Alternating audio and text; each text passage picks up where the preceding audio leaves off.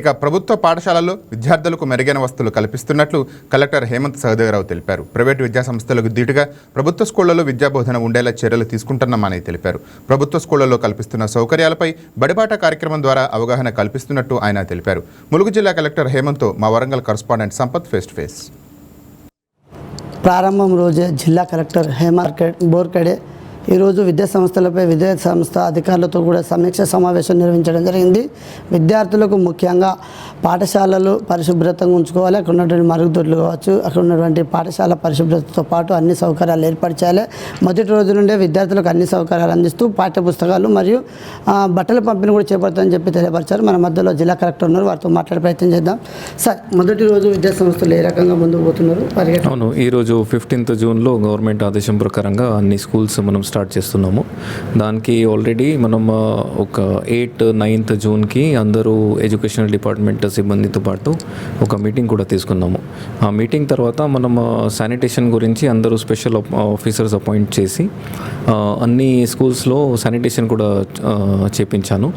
దాని తర్వాత 12th జూన్లో ఒక మెగా శానిటేషన్ డ్రైవ్ పెట్టేసి ఏదైనా మిగిలిన ఉన్న క్లీన్లీనెస్ పిల్లలకి ఇబ్బంది ఉండకూడదు అలా చూసి 12th జూన్కి స్పెషల్ శానిటేషన్ డ్రైవ్ కూడా పెట్టడం జరిగింది.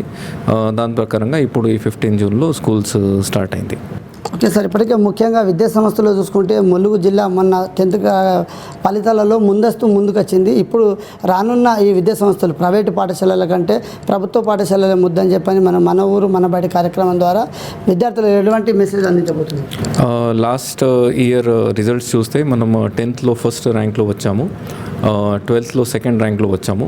సో డెఫినెట్లీ ఎఫర్ట్స్ కూడా మనం తప్పకుండా కంటిన్యూ చేయాలి. దానికి వారంలో ఒక్కసారి ఎడ్యుకేషన్ డిపార్ట్మెంట్తో మనం మీటింగ్ కూడా పెడుతున్నాము.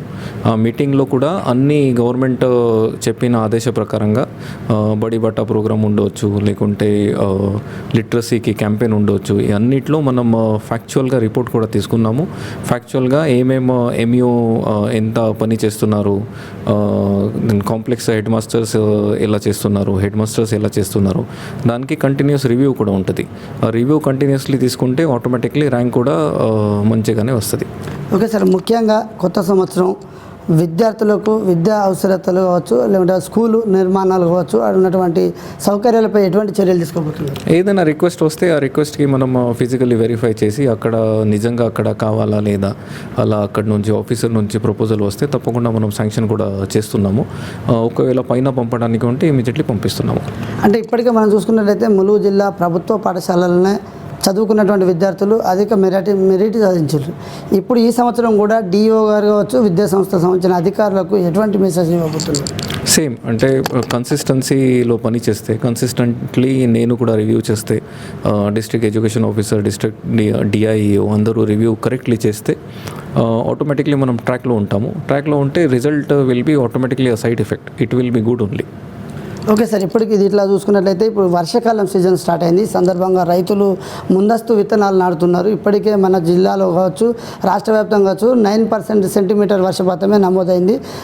రైతులు మాత్రం ముందస్తు విత్తనాలు నాటుతున్నారు. వారికి ఎటువంటి మెసేజ్ అందించబోతున్నారు? ఇప్పుడు ఆదేశ ప్రకారంగా ఒక లాస్ట్ వారంలో కిసాన్ మేళా ఇక్కడ ఏర్పాటు చేశాము. ఆ కిసాన్ మేళాలో అన్ని పెద్ద పెద్ద ఇన్స్టిట్యూట్ నుంచి సైంటిస్ట్ కూడా వచ్చారు. సో సైంటిస్ట్ కూడా వాళ్ళకి అన్ని నాలెడ్జ్ ఇవ్వడం జరిగింది. ఎలా చేయాలి, క్రాప్ డైవర్సిఫికేషన్ ఎలా చేయాలి, ఎంత వర్షం వచ్చిన తర్వాత ఏం ప్రొసీజర్ తీసుకోవాలి. దాని తర్వాత agriculture extension officers plus district agriculture officer కూడా ఉంటారు. సో వాళ్ళకి కూడా ఒక ట్రైనింగ్ ఇవ్వడం జరిగింది ఆ సైంటిస్ట్ నుంచి. సో నేను కూడా ఇక్కడ వారంలో లేకుంటే 15 డేస్లో ఒక్కసారి అగ్రికల్చర్తో పాటు రివ్యూ తీసుకున్నాము. దాంతోపాటు district agriculture officer plus agriculture extension officer రైతు వేదికలో కూర్చొని కూడా ఈ అన్ని ఏమేమి ఇన్స్ట్రక్షన్స్, ఏమేమి సైంటిఫికల్లీ మనం ఎలా ప్రోగ్రెస్ చేయాలి, ఇన్ఫార్మ్ డిసిజన్ రైతు ఎలా తీసుకోవాలి, దాని గురించి మన అగ్రికల్చర్ ఎక్స్చేంజ్ ఆఫీసర్ రైతు వేదికలు కూర్చొని దానికి కూడా హెల్ప్ చేస్తారు.